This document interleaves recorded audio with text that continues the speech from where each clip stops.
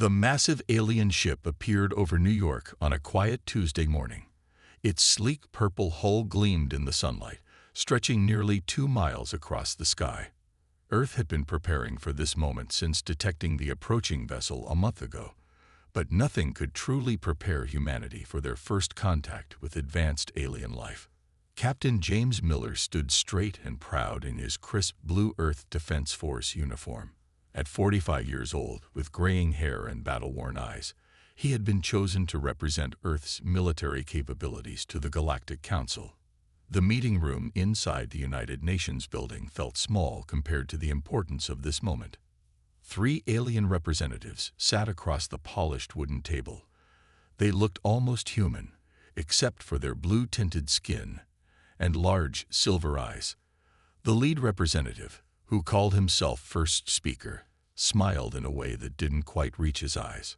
"So, first speaker said through the translation device, 'Show us your best weapons, Captain Miller.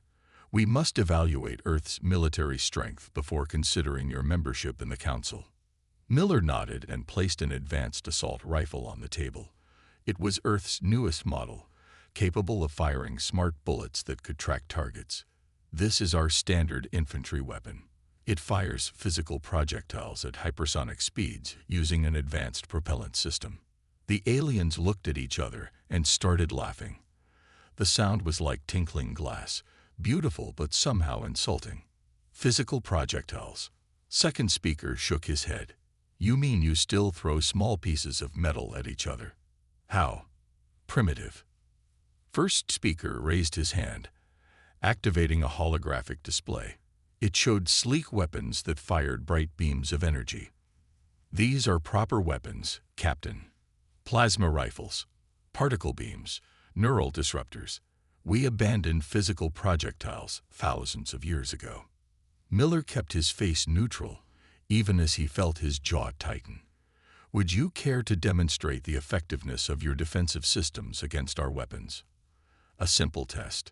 The aliens agreed, still chuckling. They set up an energy shield at one end of the UVAN's underground testing range. The shield glowed with a soft blue light, powerful enough to stop their most advanced energy weapons. Miller loaded a single round into the rifle. The aliens didn't even bother to move back, so confident were they in their shield's strength. The gun's report echoed through the range. The bullet passed straight through the energy shield as if it wasn't even there, embedding itself in the concrete wall behind. The aliens stopped laughing. "Impossible." Third speaker whispered, "Our shields are rated for weapons far more powerful than this." "Yes," Miller said calmly. "Your shields are designed to stop energy weapons, but they don't do much against good old-fashioned lead and copper moving at 3 times the speed of sound." First speaker quickly regained his composure. "An interesting quirk. But surely you understand that such weapons are outdated. The Council requires all member species to advance beyond such crude methods. We will help Earth transition to proper energy weapons, of course." Miller noticed how the aliens shifted uncomfortably, how their eyes kept darting to the hole in the wall behind their impenetrable shield. He had seen enough combat to recognize fear hiding behind false confidence. "We appreciate the offer," Miller said carefully, "but Earth prefers to maintain diverse defensive capabilities." "That will not be possible," first speaker said firmly. "The Council has standards. You will be granted observer status, with restricted access to our technology. Once you have proven your civilization can move beyond primitive projectile weapons, we can discuss full membership." As Miller left the meeting, he couldn't shake the feeling that the aliens' dismissal of primitive human weapons was a mistake. He had seen the test results. Their ships used the same shield technology. In their rush to advance beyond physical weapons, had they created a critical weakness? He pulled out his phone and called General Roberts at Earth Defense Command. "Sir," he said quietly, "we need to talk. I think I found something interesting about our new friends from space. Something about their shields." The sun set over New York, gleaming off the alien ship still hovering overhead. Humanity had taken its first steps into a larger galaxy. But unlike the Council expected, Earth wouldn't be giving up its guns anytime soon. Mark Roberts sat in his dimly lit office at Earth Defense Intelligence, surrounded by holographic displays showing alien medical data. As head analyst, he had spent the last 3 months studying everything the Galactic Council had shared about their species. Something wasn't adding up. "Computer, show me the Galactic Council species injury reports again," he said, rubbing his tired eyes. It was 2 a.m., but he couldn't sleep, not with what he was discovering. The displays lit up with medical records. Roberts leaned forward, his coffee growing cold beside him. Every Council species had evolved amazing healing abilities for energy weapons. Burns from plasma rifles, healed in days. Radiation damage, their bodies could repair it. But simple cuts and breaks, those took weeks or months to heal. "They're all soft," he whispered to himself. Thousands of years of energy weapons made them forget about physical trauma. The door opened, and Captain Miller walked in. He looked as tired as Roberts felt. "Tell me you found something useful," Miller said, pulling up a chair. "The Council representatives are pushing hard for us to destroy our primitive weapons." Roberts nodded and pulled up a new display. "Look at this. Council species haven't used physical weapons in so long that their bodies have changed. Their bones are lighter, their skin is thinner. They evolved to survive energy weapons, but lost their resistance to physical damage." Miller whistled softly. "That explains why they're so afraid of our guns. But what about their ships?" "Even better." Roberts switched the display to show ship schematics. "Their shields are incredible at stopping energy weapons. The technology is amazing. But they're not designed to stop physical objects at all. They treat anything moving slower than light as space debris. And our bullets are just high-speed debris to their shields." Roberts finished. "Their entire defense system has a massive blind spot, and they don't even realize it." Miller stood up and paced the room. "We need to keep this quiet. If they realize we've spotted this weakness." "Already handled," Roberts said. "I've buried this analysis under 3 levels of security. As far as the Council knows, we're just poor primitives studying their advanced technology." The next day, Earth's defense ministers met in a secret bunker deep under the Rocky Mountains. Roberts presented his findings to the grim-faced leaders. "We can't give up our projectile weapons," he concluded. "They might be our only advantage if things go wrong." Defense Minister Thompson nodded. "Agreed, but we need to play this smart. We'll publicly accept some Council technology, make it look like we're advancing as they want. Meanwhile," Miller added, "we continue developing our own weapons in secret, maybe even find ways to combine their technology with ours." Roberts pulled up one final display. "There's something else. The Council has enemies they haven't told us about. I found references to species that resist their rule. Species they call barbarians because they still use physical weapons." The room grew quiet as the implications sank in. Earth wasn't alone in recognizing this weakness. "How do we proceed?" Miller asked. Minister Thompson stood up. "We play along, accept their guidance publicly, but in secret we prepare. Upgrade our factories to build more advanced projectile weapons. Train our forces to fight enemies who can't be hurt by their own weapons. And most importantly, we watch and wait." As the meeting ended, Roberts gathered his data tablets. Something caught his eye. A report about a species called the Dreek. They were aggressive Council members who often dealt with primitive species that didn't fall in line. "Sir," he called to Miller, "you should see this. The Dreek.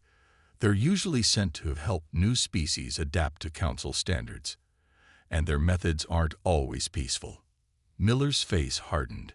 "Then we better be ready when they come to help us. How long can we keep our weapons development hidden?" Roberts looked at the data again. "The Council's arrogance works in our favor. They don't think we can advance much without their guidance. They won't look too closely at our primitive weapons factories." Outside the bunker, snow fell softly on the mountains. Somewhere up there, Council ships patrolled Earth's space, watching for signs of advancement. But they were looking for the wrong things. Deep underground, humanity prepared for a future they hoped wouldn't come, but knew probably would. Earth would play along with the Council's demands. For now. But it would do so with loaded guns, just in case. The alarm blared through Earth Defense Command's monitoring station. Lieutenant Anna Cooper jumped to her feet, spilling coffee across her desk. On the main screen, 5 Dreek warships appeared, their silver hulls reflecting sunlight as they approached Mars. "They're getting bolder," she muttered, watching the alien ships. This was the 3rd time this month Dreek vessels had entered the solar system without permission. The communication panel lit up. "Lieutenant Cooper, this is Captain Miller. Are you seeing this?" "Yes, sir. 5 Dreek ships heading toward our Mars colony." She pulled up the sensor data. "They're claiming it's just a training exercise." "Training exercise, my foot," Miller growled. "They're testing our response time. How are the new weapons coming along?" Cooper smiled, looking at the sealed testing chamber behind her station. "Ready for the final test, sir. Would you like to see?" 20 minutes later, Miller stood in the underground facility, watching as Cooper's team prepared their newest creation. It looked like an old naval gun, but its insides held something very special. "We took their power cores," Cooper explained, patting the massive weapon. "The ones they use in their plasma rifles. But instead of making energy beams, we're using them to throw metal slugs." Miller raised an eyebrow. "How fast?" "About 30 times the speed of sound." Cooper grinned. "And that's not the best part. Watch this." She pressed a button, and a Council energy shield flickered to life at the end of the testing range. Behind it stood a target made of the same material as Dreek ship hulls. The gun hummed as it charged. There was no loud bang like a normal gunshot, just a sharp crack like a thunderbolt. The metal slug passed through the shield, as if it wasn't there, and punched a clean hole through the target. "Beautiful," Miller whispered. "How soon can we mount these on our ships?" "A month, maybe less." Cooper checked her tablet. "We're calling them mass drivers. They look primitive enough that the Council inspectors ignore them, but they pack more punch than anything the Dreek have." The alarm sounded again. This time, the Dreek ships were moving closer to Mars. "Sir," Cooper said quietly, "they're not going to stop pushing. Sooner or later, they'll make a move against one of our colonies." Miller nodded grimly. "That's what they do. Push and push until someone either submits or fights back. The Council lets them get away with it. Calls it encouraging proper development of newer species." Cooper's team wheeled out another weapon, smaller this time. "Well, we've got something for them when they try. Look at this. We modified their shield technology too." She activated a personal shield generator. Unlike the Council's blue energy shields, this one was barely visible. "Standard shields block energy," she explained. "Ours lets energy weapons through but stops physical objects. The Dreek won't expect that." Miller watched as her team tested the new shield, firing both plasma rifles and conventional bullets at it. The plasma passed through harmlessly, but the bullets bounced off the invisible barrier. "We're thinking backward from them," Cooper said. "They evolved to handle energy weapons and forgot about physical ones. We're keeping both." The day passed with more tests and more alerts as the Dreek ships circled Mars. They never attacked, but everyone knew they were looking for weaknesses. That evening, Miller called an emergency meeting with Earth's Defense Council.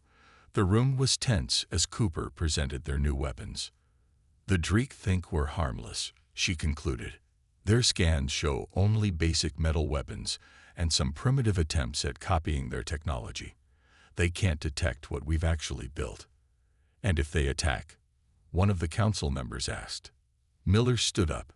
"Then they'll learn that humans don't forget our old weapons just because we find new ones. We're ready for them." As if to emphasize his words, another alert sounded. The Dreek ships had moved closer to the Mars colony. "How many of the new weapons can we deploy?" Miller asked. Cooper checked her tablet one last time. enough to give them a very unpleasant surprise. Outside the council room, the sun set on another tense day. In orbit, Earth's defense fleet waited quietly, their new weapons hidden behind harmless-looking metal plating. The Dreek thought they were pushing around a primitive species that would eventually submit. They were about to learn how wrong they were. The attack came at dawn. 3 Dreek warships dropped out of faster-than-light travel near the Mars colony, their weapons already charging.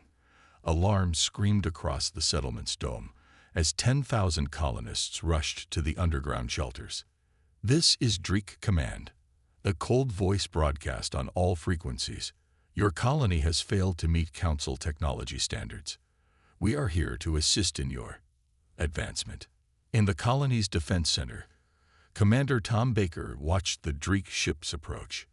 His hands were steady as he pressed the communication button. "This is Mars Colony.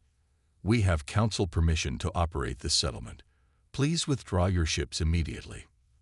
The Dreek responded with plasma fire.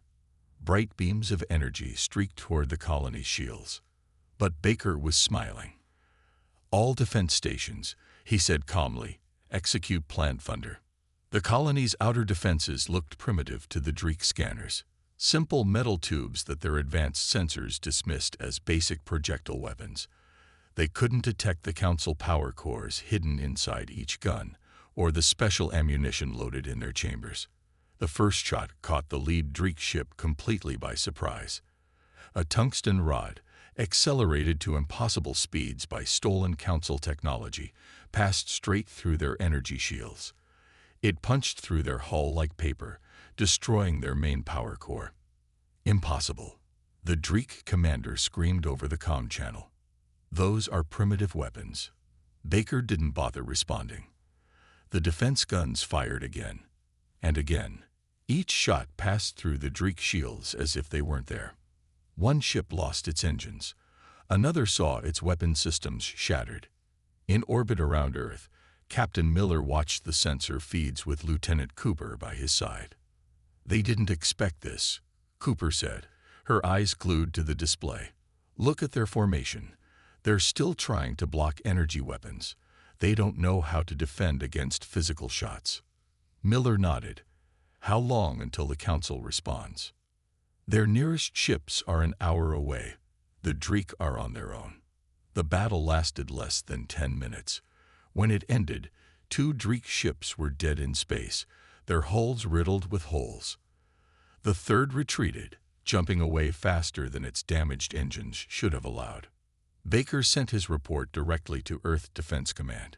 His hands were shaking now that the adrenaline was wearing off. "Colony is secure," he wrote. "No civilian casualties. Defense system performed better than expected. Dreek shields completely ineffective against our weapons."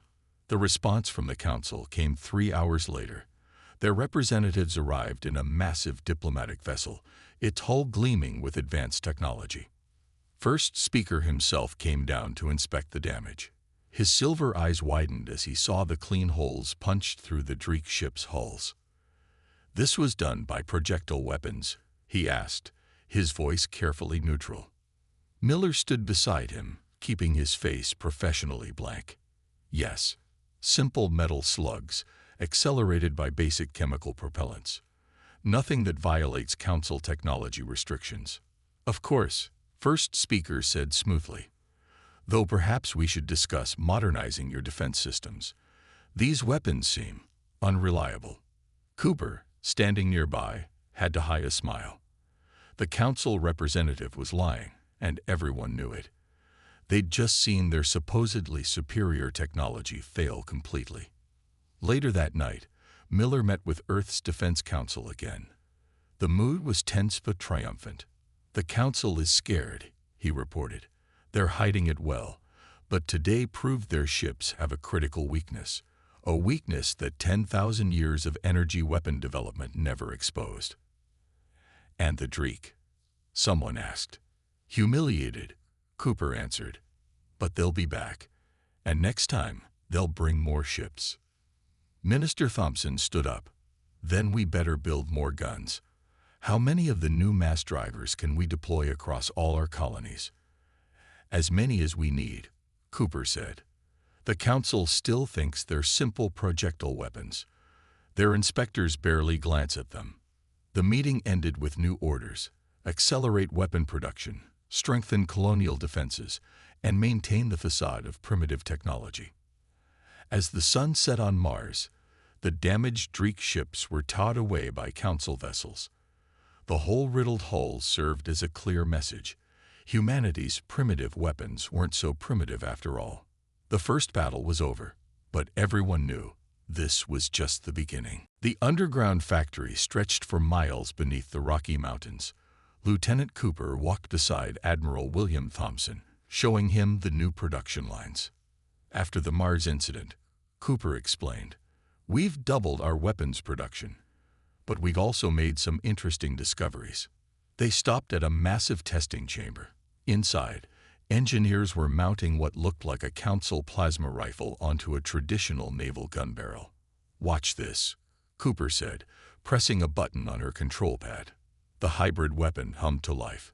Its target was a section of Dreek hull material salvaged from the Mars battle. When it fired, there was no beam of energy. Instead, a metal projectile surrounded by a plasma field shot out at incredible speed. The test round didn't just penetrate the hull material, it melted straight through it. "We're calling it the Thunder Hammer," Cooper said proudly. "It combines our physical ammunition with their plasma technology.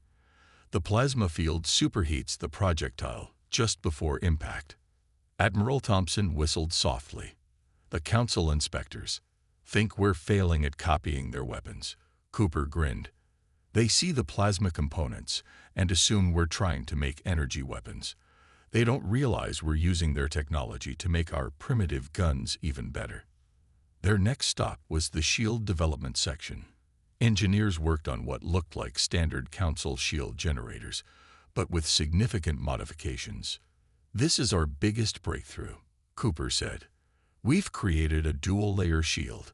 The outer layer stops energy weapons, while the inner layer blocks physical projectiles. No one else in the galaxy has this technology. Because no one else thinks they need protection from physical weapons." Thompson nodded. "How many ships can we equip?" "That's the best part." Cooper led him to a massive production floor. "These shield generators look exactly like Council models from the outside. We can install them across the entire fleet without raising suspicion." The Admiral's communicator beeped. His face grew serious as he read the message. "The Dreek are massing ships at the edge of our solar system," he said. "Council intelligence says they're conducting training exercises." Cooper's expression hardened. "How many ships?" 30, at least. They're not hiding their intentions anymore." They walked to the command center, where a holographic display showed the positions of Dreek ships. Captain Miller was already there, studying the tactical readings. "Our new weapons are ready," Miller reported, "but we haven't had time to test them in large-scale combat." "The Dreek will test them for us," Thompson said grimly. "How many ships do we have equipped with the new systems?" Cooper checked her tablet. 25 destroyers and 15 cruisers have the Thunder Hammers and dual shields installed. Another 10 ships will be ready by next week. It'll have to be enough." Thompson turned to the tactical display. "The Council won't interfere. They want to see how their primitive humans handle this." Miller pointed to the Dreek fleet formations. "They've modified their shields since Mars, doubled the power to their energy barriers." "Which will do absolutely nothing against our weapons," Cooper added. "They still don't understand what they're really fighting against." The next few hours were a blur of activity. Ships were moved into defensive positions. Colonial defenses were strengthened. Every Thunder Hammer was checked and rechecked. In the factory's break room, Cooper found Miller staring at pictures from the Mars battle. "Having doubts?" she asked. Miller shook his head, thinking about how the Council's arrogance led to this. 10,000 years of advancement, and they forgot the basics of warfare.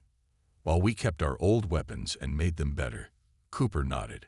"Humans never forgot how to throw a rock. We just got better at throwing it." The alarm sounded. On the tactical display, the Dreek ships began to move. "All stations, Thompson's voice rang through the compound. "Begin Operation Thunderstrike. Remember your training. Show them why humanity never abandoned its primitive weapons." Deep under the mountains, the production lines kept running. More thunderhammers were assembled. More dual shields were installed. Humanity had combined the old with the new, creating weapons that no one in the galaxy was prepared to face. The Dreek were coming to teach humanity a lesson about advanced warfare. They were about to learn one instead. The Dreek attack began at midnight.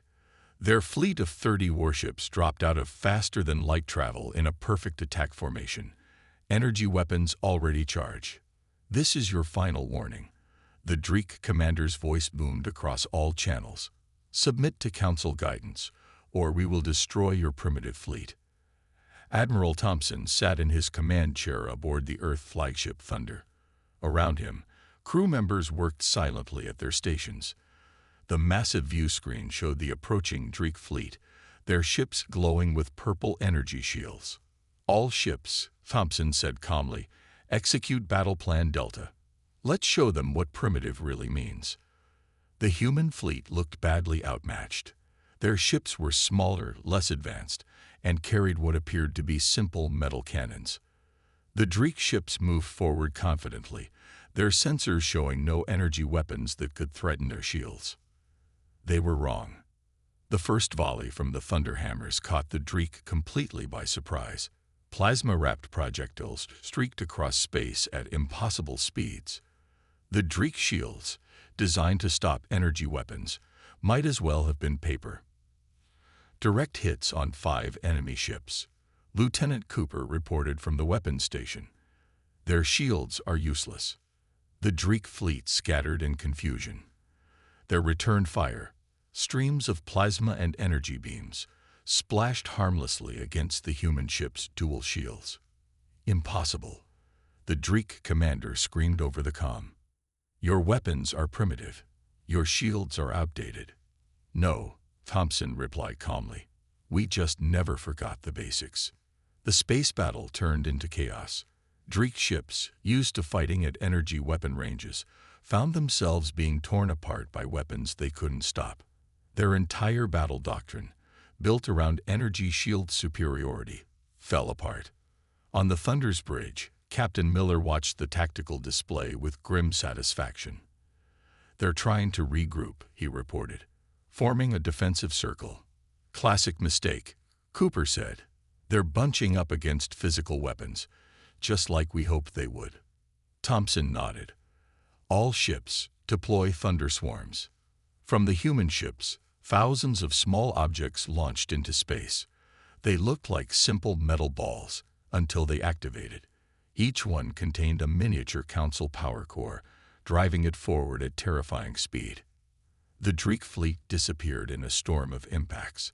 Their beautiful energy shields flashed uselessly as physical projectiles ripped through their hulls. "Sir," a sensor operator called out. "Council ships approaching. 3 heavy cruisers." The Council vessels dropped out of FTL travel at the edge of the battle. Their sensors took in the scene. The proud Dreek fleet in ruins, defeated by weapons they had mocked for years. First speaker's voice came through on a priority channel. This is unprecedented. What have you done?" "We combined old and new," Thompson replied. "Your plasma technology makes excellent projectile weapons. Your power cores are perfect for driving bullets faster than any chemical propellant." The remaining Dreek ships tried one final desperate attack. They charged their weapons to maximum power and fired everything they had at the Thunder. The energy beams hit the human ship's dual shields and dissipated harmlessly. The Thunder's response was devastating. Thunder hammers fired in sequence, each shot finding its mark with mechanical precision. When it was over, the Dreek fleet was in ruins. Escape pods flickered across space as crews abandoned their broken ships. The Council vessels remained motionless, their sensors recording everything. "Admiral." First speaker's voice was different now, respectful, almost afraid. "We may have misjudged humanity's approach to warfare." "Yes," Thompson agreed. You forgot that sometimes the old ways are still useful. Humanity didn't abandon its past. We built on it. The battle was over, but its impact was just beginning. Across council space, the news would spread. A primitive species had destroyed an entire Dreek battle fleet, and they had done it by combining the council's own technology with weapons that the galaxy had long dismissed as obsolete. As rescue operations began, Cooper looked at the tactical display one last time. "They're not laughing at our guns anymore," she said quietly. Miller nodded. "No, now they're afraid of them." The stars shone silently on the aftermath of the battle, bearing witness to a truth the galaxy had forgotten. Sometimes the oldest weapons, in the right hands, were still the most dangerous. 1 month after the Great Battle, the Galactic Council's main chamber looked very different.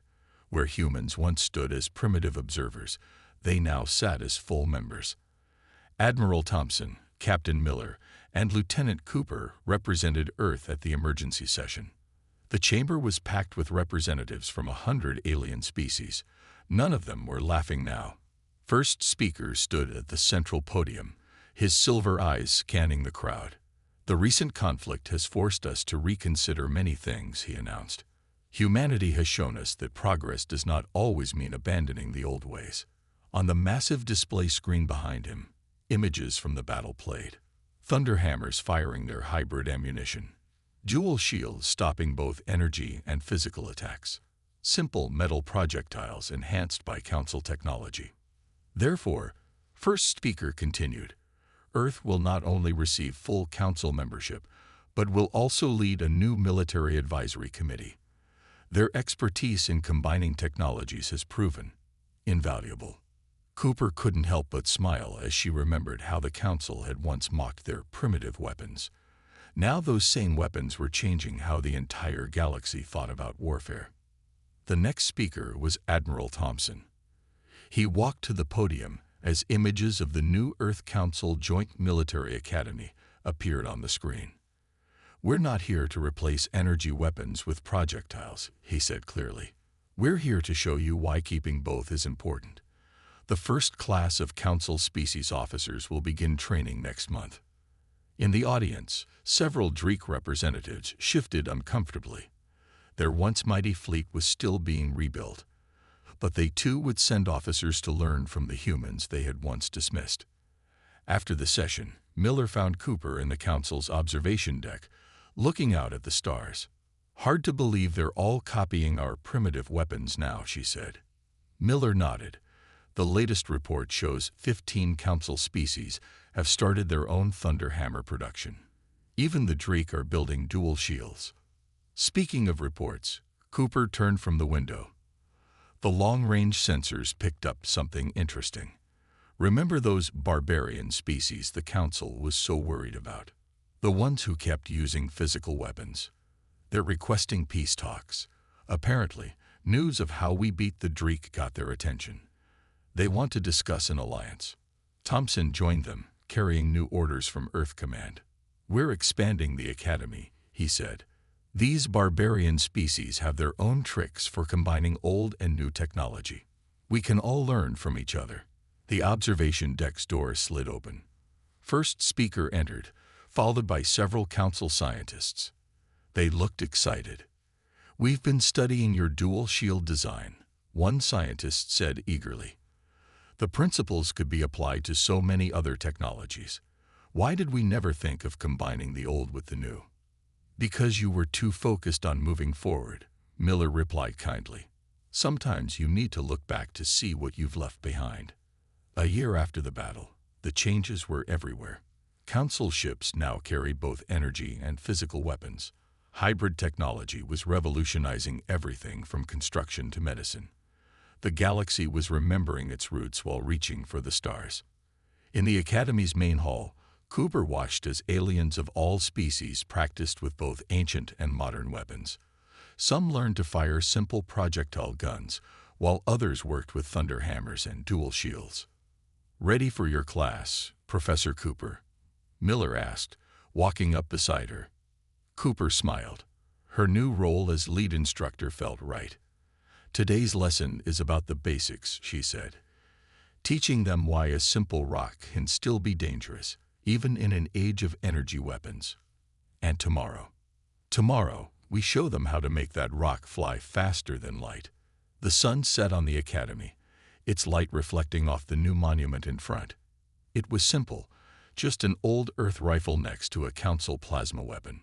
Below it, written in every council language, was a message. Progress is not about forgetting the past, but building upon it. Humanity's gift to the stars. The galaxy had learned its lesson. The species that had once laughed at human guns now studied them with respect. And humanity, finally recognized for its wisdom, continued to prove that sometimes the oldest solutions were still the best ones. They just needed a little modern improvement.